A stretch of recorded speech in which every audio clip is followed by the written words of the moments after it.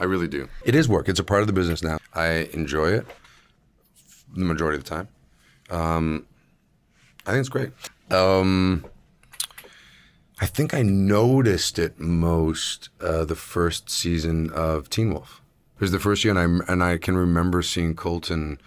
We were all sitting in a warming tent shooting outside, and Colton was on Twitter. I don't think we had all had the foresight that he had, and then it just has kind of grown, and especially with Teen Wolf, because it's those fans and that demographic is tremendously supportive of that world. So plant trees you'll never see the shade of.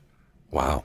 Yeah, we left New York. These guys, this is their 7th year doing it. This is just, Ian and I did it together, Ian Bowen. And this was the first year that we participated with them. But they've done this 7 years. This was their 7th ride. Keels and AMFAR, the leading foundation in research and awareness for AIDS and HIV. So they've been doing it for 7 years. And this was the first year Ian and I did, and this will not be the last. Oh my God, I'm so addicted.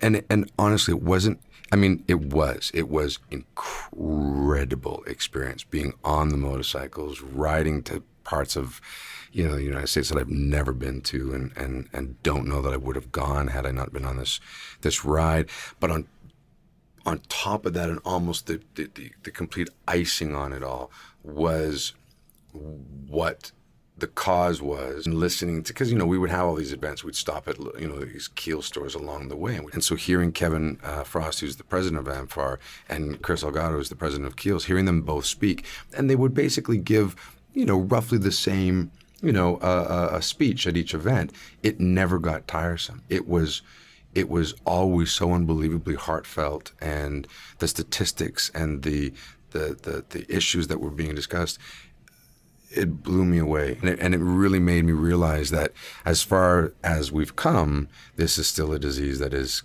clearly an epidemic and definitely still needs, the noise around it and the awareness, and it should be cured. Oh my God.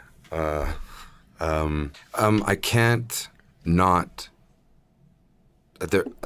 I think it's the job of mankind I think that's part of what we're supposed to do. I do believe that we are supposed to communicate and share, and by doing that, you bring awareness and you raise money and you do all. It kind of all goes together for me. Just talking in this room with all of these new people, we're all going to have been affected by it, and it might influence us. And then there's the more personal ones, like, my niece was born with cystic fibrosis 17 years ago. So that was the initial launch into CF. And yeah, because that was just like, we have to, it became such a personal, cause. Now I'm the job that I chose to do, 20 maybe years ago,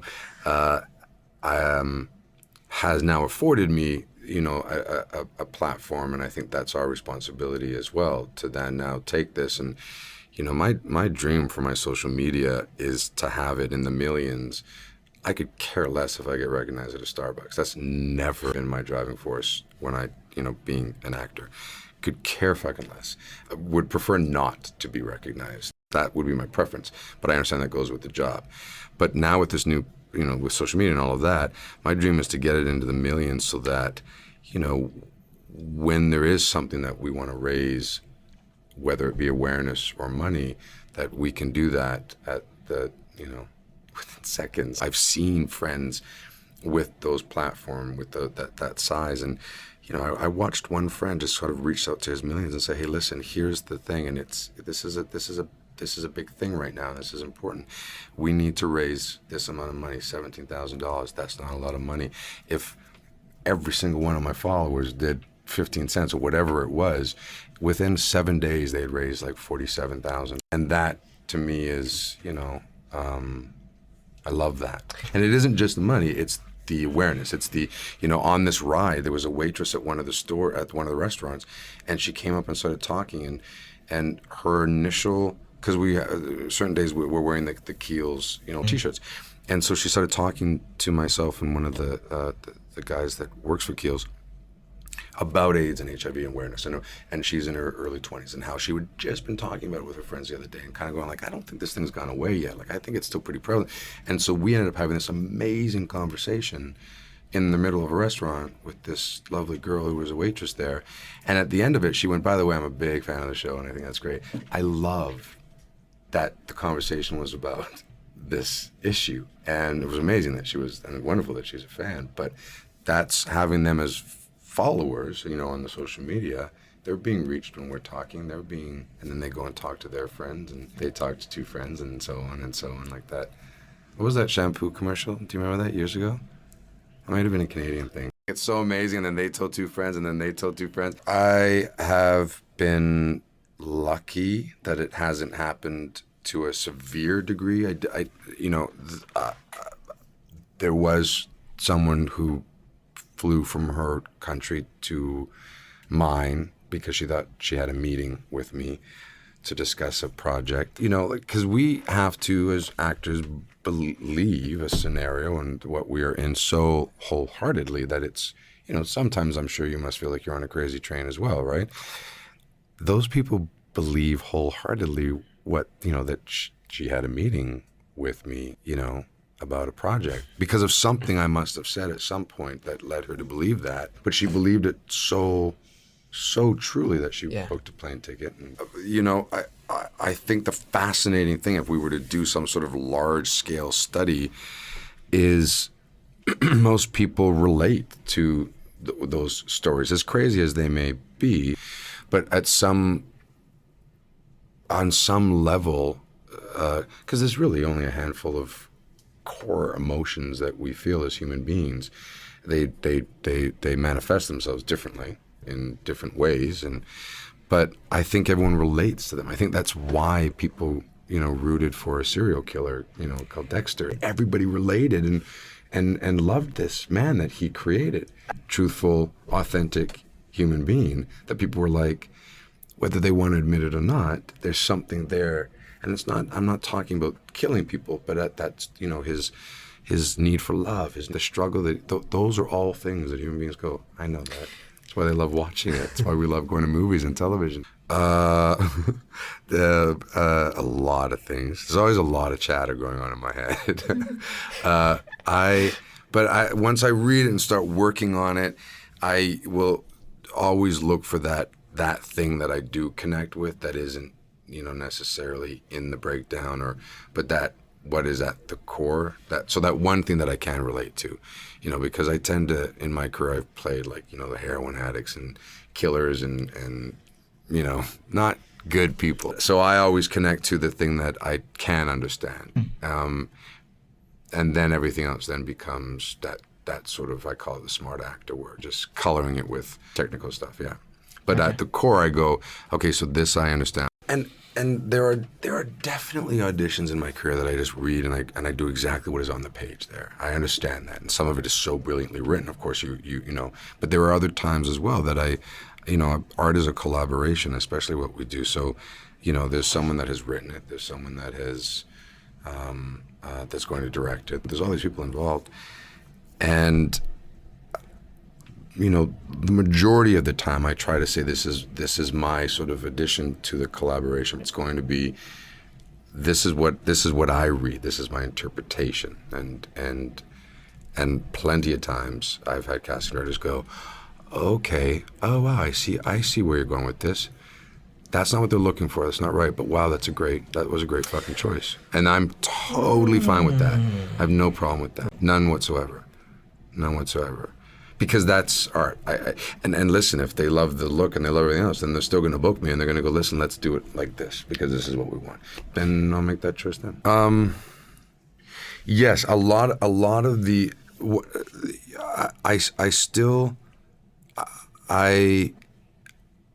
so all of that smart actor work, that we do prior, and I think the most important thing, the first thing you do is once you get the lines off, cold, and you memorize them with no tonation, no nothing, as plain Jane as you can memorize them.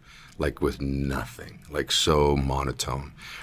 Because when we start memorizing them with the idea of what we think, and this would be great, and this would, this makes sense, I can do it like this, it will be memorized that way. It's going to be very hard to break. If you memorize it with nothing attached to it, my personally, this is what works for me. I can then go in and literally on that, I mean, it may change the next day. I might have had a shit morning. I might have found out that, God forbid, someone in my family was like something horrible. For me not to take that into the room is a complete mistake. I have to now then go, this is who this guy is today. That's how I approach everything. Because they're writing human beings. Like they are real people.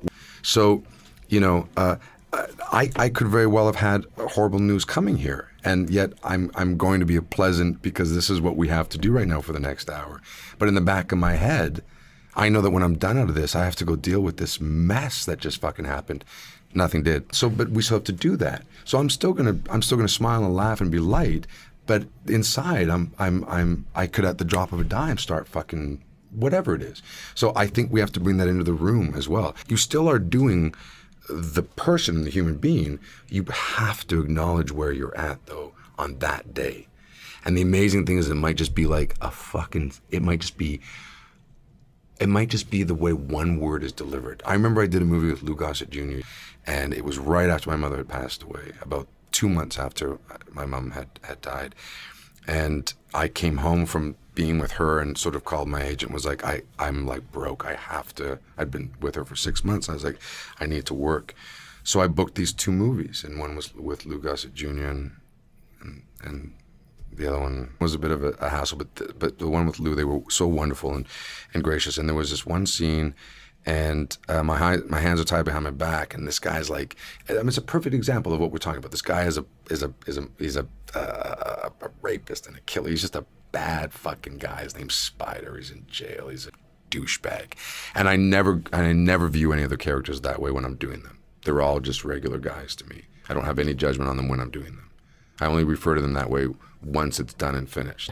So we're doing it, and I'm handcuffed, and I'm in this room, and he's interrogating us, and I'm being a prick to him, and this is what the whole scene was, about. And right before we started, Lou sort of came out to me and he was like, I heard that your mom just passed away. And I went, oh yeah. And he was like, and I heard you were with her the whole time, and I heard that, you went through a lot. And I said, yeah, it was an experience. And I'm in the back of my head, I was like, please stop talking about this. Please stop talking about it. And this is like 98. This is really early in my career. And he was like, and he just looked at me and he was like, well, I think it's wonderful what you did. And she'd be very proud of you right now. And I just looked at him and I went, oh yeah, okay. I was like, thank you very much. I appreciate that. And I'm like, I don't want to do this scene right now. I don't want to do this scene. I'm so mad. And as we do the scene and we're doing it, and I'm being the prick, and I'm like delivering the lines, and I'm looking at him like I wish he would fucking die, and I hate him, and I hate the guy, and he says this thing, and my line was like my mama used to say, nothing ventured, nothing gained. And I looked at him, and this line came up, and I went, well, and everything came up, and then my eyes filled with tears, and I went, like my mama used to say. And I just looked at him, and everything, my body filled up with like goosebumps. I was like, nothing ventured, nothing gained. And he just looked at me, he was like, and it was on my coverage, he was like off the side of the camera, and he went, he was nodding. Like I realized what he had done. And we finished, and the director came out, not knowing anything, the director came out and goes, that was awesome, that take. And whatever, but that was such an amazing experience. I was like, I have to remember this. And I think that's the sort of thing of carrying in where Wessam is at today, where's JR at today into this role. Like there's still be, but just that, to allow that, I'm still, acknowledging experiences and going, that was a great one, that was a good one, I gotta remember that one. They all are feeding me. Yeah. I had an audition for a pilot years ago, and I had a horrible, and I called, I was like, guys, I can't do this. And everyone was like, you need to do this. It's, lead of the series, and everyone's there. It was there was like 8 people in the room. It was a huge thing. You have to go. And I think his name was, I don't remember, Barry or something. And I walked in the room, and they were all spread out amongst this giant room. And I think it was the head of the network came forward to shake my hand. He said, that guy called my team afterwards and said, he's way too young to play opposite, the woman that had the other lead. He was like, but I wanted to like call you and directly say, that was one of my favorite meetings I have ever had. It was brilliant.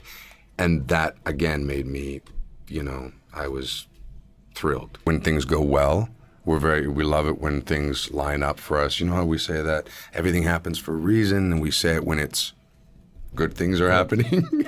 We have to do the same when it's bad. That was going back to some, because I think it brings the most authenticity to it. So Daniel Sharman, who, played a boyfriend at the time and on the show,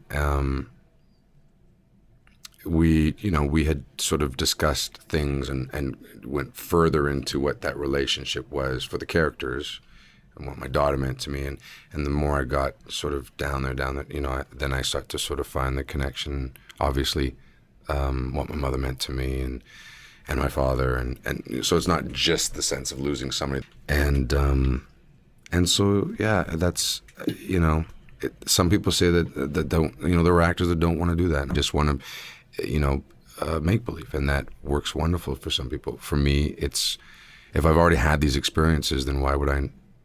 It just makes more sense. Red Belt. No. I'm going to watch it tonight. I might actually watch it tonight. I've never been able to do it. Like, I'm not great at reciting or quoting movies. That's not my thing. My hidden talent would be, I think I just got asked this in Amsterdam. I don't know what it is. Hidden talent. So that's like a talent, that's like something I do at home when no one else sees. Do you know that in 2nd grade, we had a talent show and my mother made me sing I Will Survive? I mean, like, I did it. She didn't have to make me. I look back and like, probably made things worse, potentially made things worse. But I got up there to sort of tell the school, I will survive all of this teasing. Oh yes, absolutely. Yeah. But I think it potentially made things worse for a period of time after the talent show. It's this animation series on Netflix. It is the first time that the Beatles have released their library. Every episode is a Beatles song, and the kind of story is at the core, what that song is about. And then it's, amazing performers like Sia and a slew of amazing performers that sing the songs for the album. And it is about these little tiny bugs that live in the backyard of this house, beat bugs, and they're the ones who sing and everything, and they're all little different bugs. And in the house is a little girl and her parents, and I'm the voice of the dad.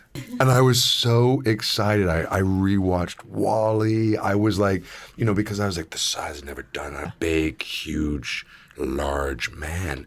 And I went in the first day to record, and I had a couple of different voices, and I did the first one.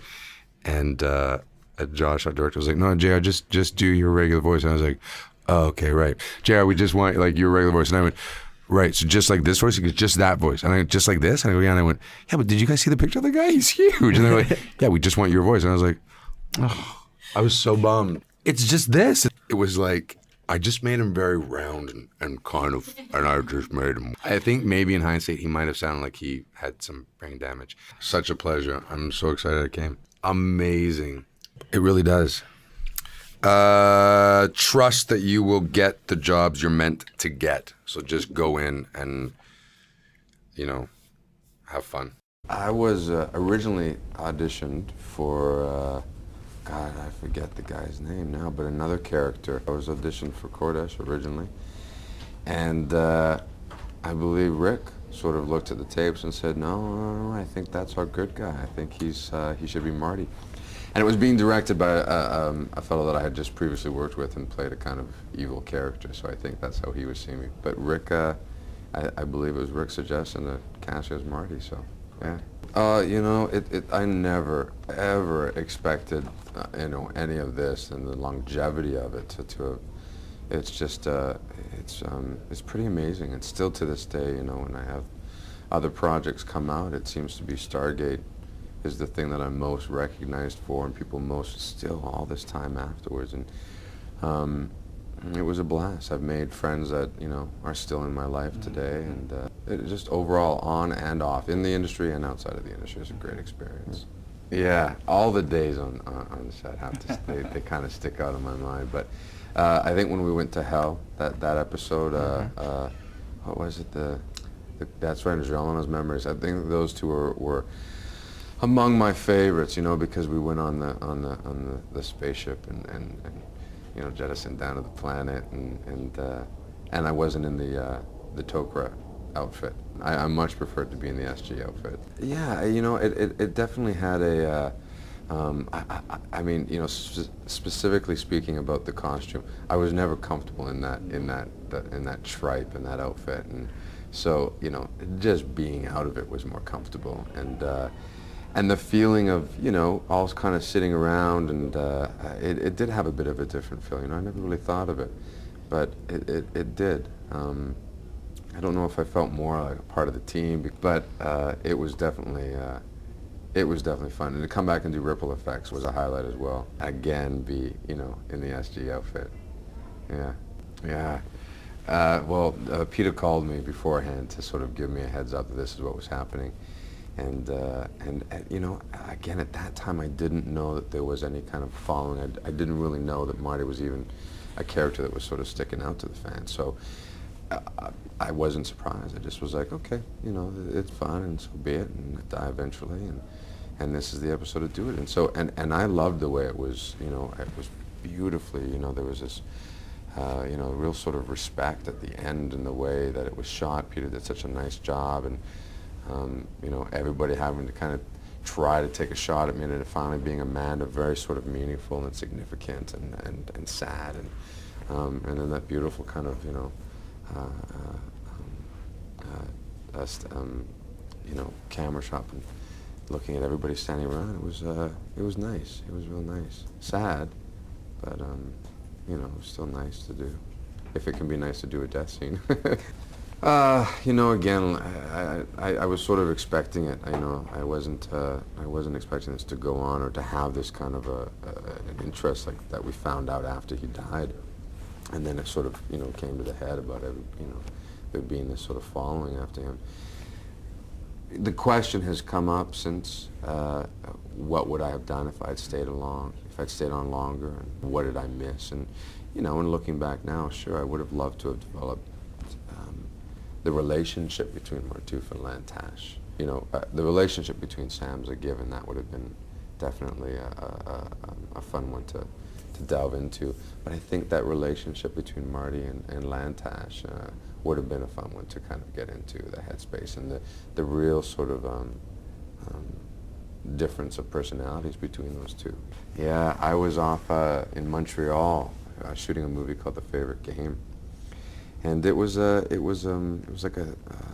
about a 2-month shoot, and we were out for 5 weeks prior for rehearsals. So once I got into Montreal and we started the process of the rehearsals and then into shooting the movie between Montreal and New York, you know, it was a big movie for me, and it was a substantial part and a substantial role and character and all of that. So I kind of got there and got straight into the headspace, and it just didn't work with scheduling to be able to come back and do. Unfortunately, it was just like, oh, you're kidding. The timing, yeah, it was too bad. You know, I always trusted that the story would be right. I always trusted that, you know, when and if it ever came back, you know, the opportunity, that the story would be there. These guys are great. They know what they're doing. It's like there was never a doubt that it would be something, you know, that I wouldn't want to do. It was always just about scheduling. They all are like family. John Smith, I think, is one of the, you know, I just adore them all. So it was always just a matter of scheduling for me back on board. At the drop of a dime. So, and this was a fun one, you know, to have so many and to know that, in that parallel universe, Amanda and I, Sam and Marty were together for a couple of years, and he's a part of the SG team, and it was great. It was very exciting. So many of them too, tons of Sams. No, Bo. I really didn't have much with Bo. Bo Bridges. He seems like a wonderful man, great guy to work with, but I didn't really experience much of that. Chris and Michael, they have their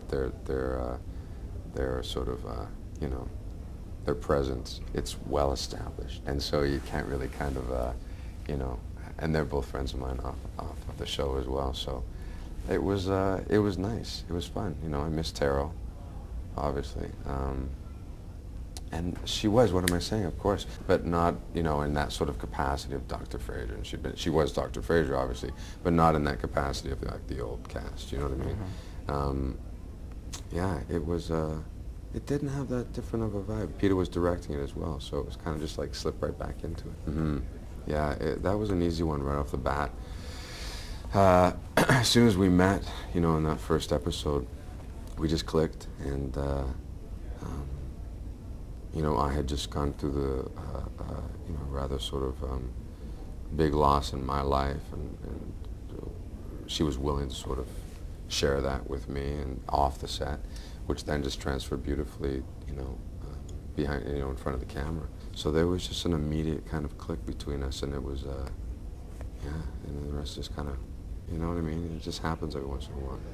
You know what? That's what we do. I mean, that happens. It's like, yeah, you walk onto set to shoot a movie with somebody for a month, and it's with someone who's been your wife for 7 years, and you've got 2 kids with, and you have to immediately find that connection somewhere, whether it's the eyes remind you of somebody that is in your life or whatever it is, but you just sort of make that immediate connection as active.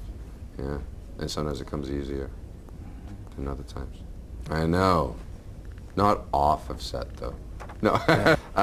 Yeah, that would have definitely been a fun one to explore, most definitely. Yeah, that would have been a, definitely one of the, aspects of the character that I would love to delve into, is what is that relationship, and are her memories hers, or are her feelings, or are they Jalinar's, and what's that? Let's figure this out, and let's really get into it, because my feelings I felt always were sort of going beyond what my feelings were for Jalinar, and they were for this new person that was just, seemed to hold all the same kind of characteristics that were in Jalinar. You know what I mean? I loved her for her. It's so sweet. I have a movie coming out this year called Everything's Gone Green, and another one called Sisters, which will probably come out the end of the year, I suppose, yeah.